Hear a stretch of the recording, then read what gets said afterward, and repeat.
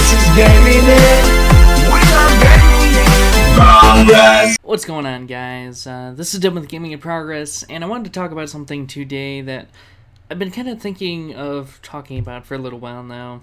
Basically, ever since it happened, it's basically something that's been developing over the span of the past few days. But in the age of the internet that we're in, it's kind of hard to pick and choose what you want to and what you don't want to talk about. For the simple fact that you can basically talk about anything, but I feel like I only want to talk about things that maybe I can kind of put, I can contribute something to. So I'll see things that'll happen in the gaming industry or the YouTube community, and I won't talk about those things on the channel for the simple fact that I don't believe I have anything to add to it. It's been covered by numerous other people, and everything that's been said has been said. And I don't really see an angle for me to contribute something to the conversation, which is really difficult for me to sit there and think, well, I can't contribute to anything to this, so I'm not going to cover it, because there are things that I want to talk about,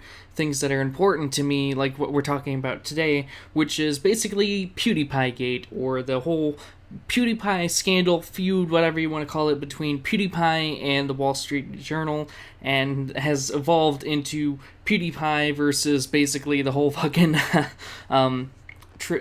the old guard media, as people like to refer to it, which is a very apt term, because when you think of traditional media, you think of things like websites and blogs and stuff like Machinima and Kotaku and Polygon and places like that we've seen in time gone past have not been always on the up and up or very honest with us. And though that's come and gone, we still see people use these places and rely on these places for their news, whether it be gaming news or tech news or whatever.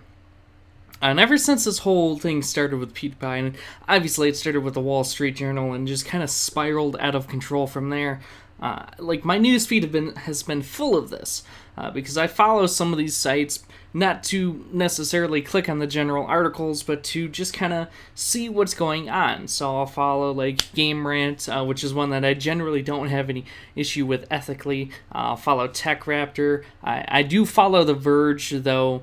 Every day I follow The Verge, I question myself for following it, seeing as how it's less and less about tech news and more about political garbage. Like, The Verge covers Trump more than it does anything really right now going on in the tech industry, which makes me really want to unfollow them, because the only reason I followed The Verge in the first place was to basically keep a little bit more informed with things going on in the tech industry, because as a gamer and somebody who uses software and programs and different pieces of technology and stuff, that interests me.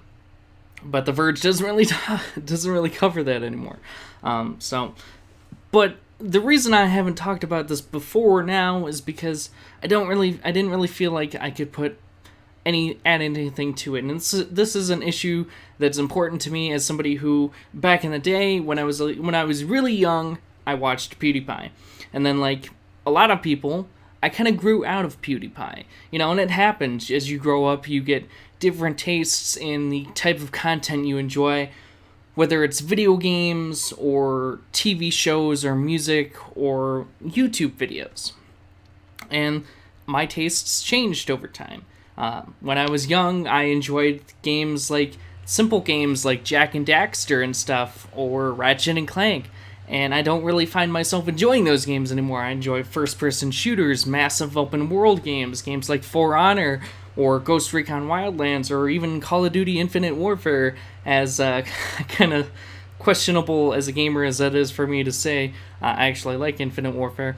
But the point is, your tastes change over time. That's natural. That happens to everybody. But recently, the direction PewDiePie went, where he's being more honest, and he's not really doing the types of just playing a video game, screaming at the video game, the whole jump scare overreaction stuff. He doesn't really do that anymore. He just does kind of random kind of humor that falls in line with kind of the humor that I have, being somebody who is of my age. like all the like he's very much into kind of like meme humor, if you will, like or dank humor, edgy humor. I don't know what the proper way of describing it would be, but I find myself interested in watching PewdiePie's videos again. And one thing that's interesting, and he didn't ever really point it out, he didn't ever really or I never really noticed it until he pointed it out in his response video, basically to this whole thing, to the Wall Street Journal and all that, is the only focus PewDiePie ever gets from the traditional or old guard media is to basically talk about how much money he makes. That's it. They only ever talk about how much money he makes, except for now, because now they're basically trying to run this big smear campaign on him. And that is what it is. It is a smear campaign. But it backfired on them. And I'm going to tell you why it backfired on them. Because as you can see just by looking at YouTube right now, and I'll have a thing right here, just kind of... It's kind of like if you look at YouTube or Twitter and you look at the PewDiePie Gate hashtag, the PewDiePie Gate hashtag, or PewDiePie did nothing wrong, as you can see, the fucking community is behind him. Not just the gaming community, like with Gamergate, a lot of the gaming community was all together and united, but this is going a step further in uniting both a lot of the gamers and the YouTube community. So many people have taken to YouTube to defend PewDiePie from the Wall Street Journal and the rest of the old guard media who's basically been running the smear campaign on him. And what's really interesting too is, just to kind of delve into the whole Gamergate aspect for a second, is we're seeing some of that same collusion between all these articles being pushed on the same day, basically saying the same shit, just like what they did with the Gamers Are Dead shit, which is really fucking interesting. And as somebody who was there for that, and who maybe wasn't somebody who became large as a result of all that or whatever, but somebody who was a part of that and fought in that internet conflict, or whatever the fuck you want to call it, it's interesting to me to kind of see history so shortly already repeating itself. And I don't know what it is, but the media just likes to really shoot itself in the leg lately, is what it seems to be doing. These last few years, they just keep doing this stupid shit to shoot themselves in the foot. And I don't get why they keep doing that, if they're just really out of touch or what, but it's something that I've noticed. So basically, my point of this, and this isn't going to be a long video or anything, but I felt the need to make this, because, and this is for Felix or anybody who watches this, yes, what happened, what the Wall Street Journal did was bullshit, but the result of that can be a good thing, and will make it a good thing. It already has become somewhat of a good thing, because PewDiePie basically now has the freedom to do whatever, especially now that he's cut ties have been cut with him from Disney, because, well, you know, Disney's Disney. Disney is very protective over their entities, and really likes to kind of rein in as much as they possibly can, which is kind of interesting. But what's good about this is it can kind of bring that unison that the YouTube community used to have, but it no longer really has as much. I don't know how to describe it, but YouTube has kind of faded away from being this united front. People used to work with each other more. People used to talk with each other more. It was more of a real, genuine community back in kind of the earlier days, from what I've seen and very littly participated in, than it kind of is now, because a lot of YouTube has become drama-filled with all this YouTuber versus that YouTuber and all that stuff. And I mean, I guess that kind of happens, that kind of comes as a result of the platform existing for so long and so many people rising up with their own respective fan bases. But the community is really, like, I haven't seen really anybody in the community not be behind Felix in this. And there's no reason they shouldn't be, because, I mean, this is bullshit, It was an obvious smear campaign, and yes, he made a joke that he knew was going to violate his contract, and he admitted that. Yes, that is perfectly true. But what the Wall Street Journal did was bullshit, and it's just gonna fucking backfire on them, even more so if they continue the push. Like, they might end up continuing the push and continuing to try and run this smear campaign against PewDiePie, and that's just going to cause him to fight back more and more, and the YouTube community to fight back more and more. And another thing PewDiePie said that I noticed too is, or that I agreed with as well, is you don't really see the mainstream media or the traditional media. See, to me, there's a difference, because there's mainstream media, but that's not really what this is. This is more traditional media, the traditional internet media, if you will, the old guard of the internet. Because mainstream media is like MSNBC or CNN or stuff like that, like actual televised mainstream media. And yes, digital online media is more popular now, but that's still technically, for a chunk of the Americans and the world, more of the mainstream media than the online stuff is.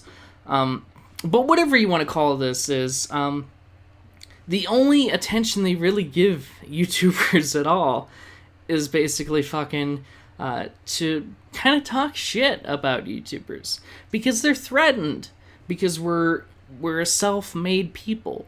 We basically do this on our own. We don't have a production team. Some of us maybe do, but for the most part, we're just people who start on this platform and build up an audience and build up a following and build up views in a way that corporations like the Wall Street Journal, they don't have. They don't have that ability. They had to actually create a company and put so much time and money into that company and build it up over the years to see a return. But a lot of what they had to put in was money. Whereas YouTube, you really have the freedom to just be a person in front of a webcam talking to somebody or talking to an audience online, and you don't need a high-quality webcam or a high-quality microphone. Granted, those things help, but they're not required. You don't need to sink in $500,000 or hire an editing team or hire 15 people to write articles a day or stuff like that. You have the option to do that, but it's not a requirement. And what really threatens them is PewDiePie doesn't have any of that. He is the top person on YouTube. He's at the very top, even above corporations and daily views and subscriber count and all of that. And he's just one guy.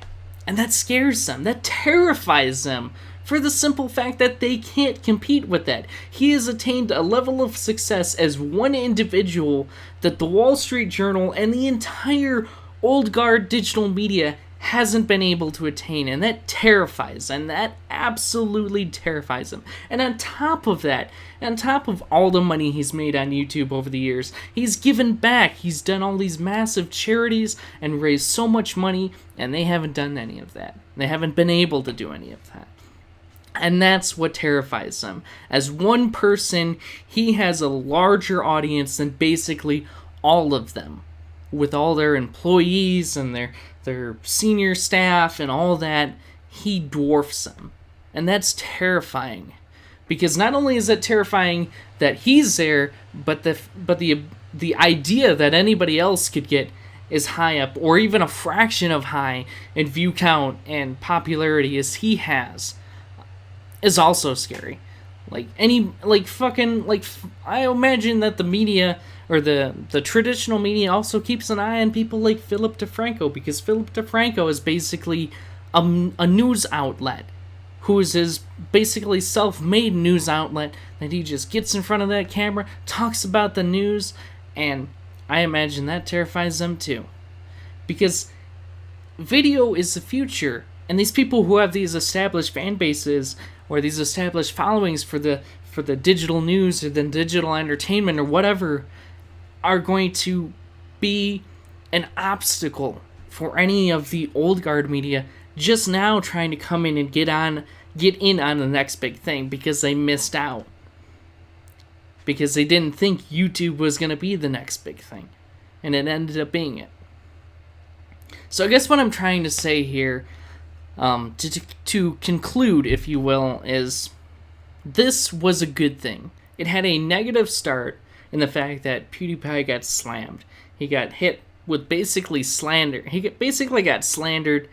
They ran an entire fucking smear thing against him, and that was bullshit.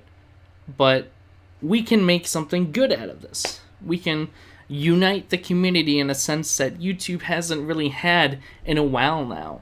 We can unite as both the YouTube community and the gaming community to fight back against this bullshit.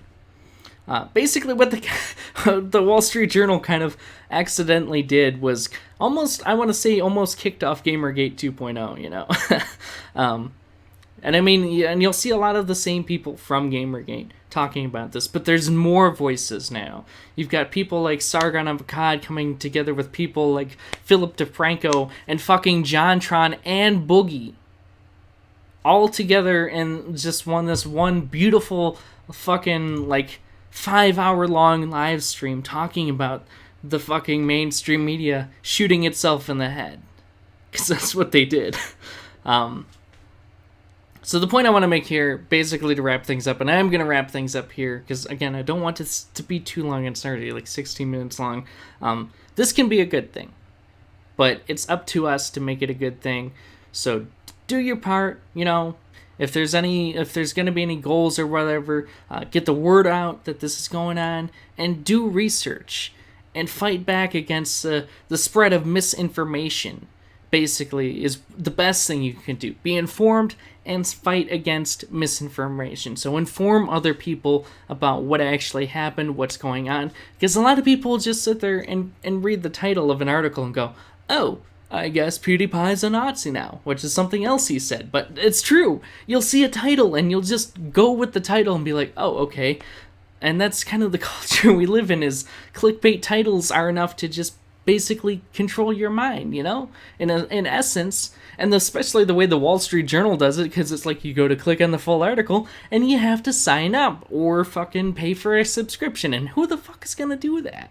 You know, I'm not paying for the fucking Wall Street Journal. You can go fuck yourself, Wall Street Journal. So yeah, that's basically it here. I felt the need to talk about this, but it wasn't going to be something I was going to talk about if I didn't feel like I could contribute something. And I feel like I've contributed something to this discussion, no matter how minuscule or how large that ends up being. That's not really up for me to decide. We'll see. But I will be keeping an eye on this as it continues to develop, because this is something that's important to me, both as a YouTuber, as a gamer, and somebody who has both been a on and off fan of PewdiePie over the time, and somebody who is also a free speech advocate. Because, you know, if you can't make fun of one thing, you can't make fun of anything. So anyway, that being said, let me know what you guys think of this whole situation in the comment section down below. I know the channel hasn't been as active lately, but that's because of fucking having a job and shit. But there is stuff on the way. So that being said, let me know what you guys think in the comment section below. If you guys happen to enjoy the content I did here, maybe check out some of the other shit and subscribe, maybe not. I don't know. Whatever. That being said, this has been Devin's Gaming in Progress, and see you later, shitlords! Like there's Cal's personal Vietnam.